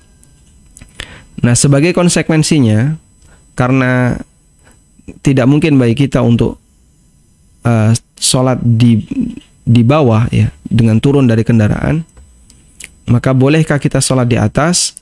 Nanti batasnya begini, apabila Bapak bisa memastikan bis ini akan sampai di tujuan sebelum waktu sholat selesai, maka tunggu sampai di tujuan. Sudah? Meskipun telat. Tapi Pak, nanti telat 5 menit adzan Isya. Tapi sih masih bisa dapat. Selama masih bisa dapat, tunggu sampai tiba di lokasi. Kenapa? Karena ketika Anda sholat di atas bis, ada banyak sekali kekurangan ya. Nggak bisa sujud, nggak bisa rukuk dengan sempurna, kadang nggak bisa menghadap kiblat, dan seterusnya. Tapi kalau Anda tunggu hingga tiba di lokasi tujuan, lalu Anda bisa sholat di tanah, di masjid atau musola atau di tempat umum, maka Anda bisa rukuk sujud dengan sempurna. Dan ada kaidah yang mengatakan, ya, fardul kaifiyah muqaddamun ala fardul waqti. memperhatikan kesempurnaan tata cara sholat lebih didahulukan daripada sebatas memperhatikan waktu. Sholat di awal waktu tapi nggak sempurna, nggak bisa sujud, nggak bisa rukuk dengan sempurna tadi. Dengan sholat di akhir waktu tapi bisa sempurna, pilih mana di akhir waktu yang bisa lebih sempurna. Seperti di atas pesawat atau di atas kereta. Ini sampai di stasiun tujuan, nanti waktu asar masih ada. Baik, tunggu sampai tiba di stasiun. Kok ternyata keretanya macet. Nah, ini kok nggak jalan-jalan, kenapa? Keretanya macet. Kalau di Jawa nggak pernah ada ya. Tapi masuk Bekasi itu kadang kereta itu macet. Masya Allah, kereta aja macet apalagi mobil. Saya pernah macet kereta itu lama sekali. Mungkin ada 1 jam kereta itu macet. Karena saking padatnya keluar masuk stasiun. Nah, kemudian ternyata tidak sesuai jadwal, mendarat tidak sesuai jadwal. Akhirnya nabrak waktu sholat, Anda sholat di atas kendaraan. Dengan keterbatasan yang ada. Wallahu a'lam. Baik. Pertanyaan yang kedua tadi, apa? Pertanyaan itu mengenai bacaan ayat Al-Fatihah sebelum takbir sama atau ayat pendek itu, Ustaz. Imam membaca sesuatu sebelum takbiratul ihram. Membaca surat-surat. Kami tidak menjumpai dalilnya. Mungkin Bapak yang ketemu imam seperti itu tolong ditanyakan. Sampaikan salam dari saya, dapat salam dari Aminur Bais. Beliau minta mau tanya dalilnya Bapak membaca ini apa. Kalau beliau bisa menyampaikan dalil, Bapak nanti sampaikan ke kami di tim ANB Channel. Alhamdulillah dapat ilmu baru kan gitu ya. Nah, sampai sekarang kami tidak menjumpai dalil tentang itu di buku-buku yang membahas masalah sholat. Para ulama tidak mengajarkan itu. Maka kami sangat berterima kasih kalau ditunjukkan dalilnya. Tapi kalau nggak punya dalil, ya kita nggak ada dalil. Ya mohon maaf. Kalau nggak ada dalil ya jangan dijadikan sebagai rutinitas sebelum melakukan ibadah. Karena ibadah tentu saja harus diiringi dengan dalil. Dan mentoknya dalil logika. Mentoknya dalil logika. Nah ini kan saya mau sholat biar fokus, maka saya berdoa kepada Allah dengan minta ini minta itu sebelum sholat. Baik, motivasi yang sama juga ada pada diri Rasulullah SAW sebelum beliau sholat. Tapi beliau nggak ngajari kayak gitu. Sehingga cukup dengan takbiratul ihram, baca ta'awud di dalam sholat. Itulah bentuk memohon perlindungan kepada Allah dari godaan setan. Wallahu a'lam. Makasih Ustaz. Barakallahu fiik. Barakallahu fiik, Ustaz. Tibalah kita ke pertanyaan terakhir ya Ustaz. Walaupun sangat banyak pertanyaan di kolom chat, kami mohon maaf mungkin tidak bisa semua kita bacakan dan kita bahas, dijawab oleh Ustaz satu persatu. Mohon izin nanti kalau salah ini dicatat semua oleh panitia. Kalau ada kesempatan nanti kita kirim pertanyaannya ke Ustaz kalau ada tim yang bisa membantu. Pertanyaan terakhir Ustaz dari Dwi Nur Mariana. Assalamualaikum warahmatullahi wabarakatuh. Afwan Ustadz, izin bertanya, apakah ketika takbir setelah rakaat pertama menuju rakaat kedua dan seterusnya, tangannya diangkat seperti takbir di awal sholat? Waalaikumsalam warahmatullahi wabarakatuh.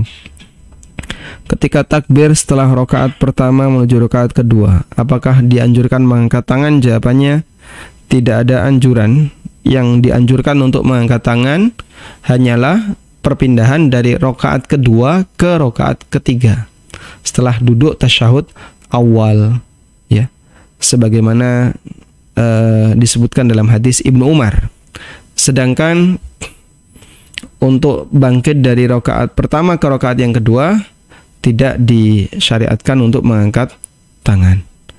Wallahu a'lam. Baik, walhamdulillahirabbil alamin. Saya kira itu yang bisa kita bahas di kesempatan kali ini. Semoga jadi materi yang bermanfaat dan bisa kita praktekkan dalam sholat kita sehari-hari. Dan kami berharap apa yang kita lakukan bisa semakin memperbaiki ibadah sholat kita, sehingga kita punya harapan besar agar sholat kita lebih berkualitas dan mendapatkan pahala besar dari Allah Ta'ala. Wa sallallahu ala nabiyyina Muhammadin wa ala alihi wa sahbihi wa sallam. Wa akhiru da'wana anilhamdulillahi rabbil alamin. Subhanakallahumma wa bihamdika asyhadu an la ilaha illa anta astaghfiruka wa atubu ilaik. Wassalamualaikum warahmatullahi wabarakatuh.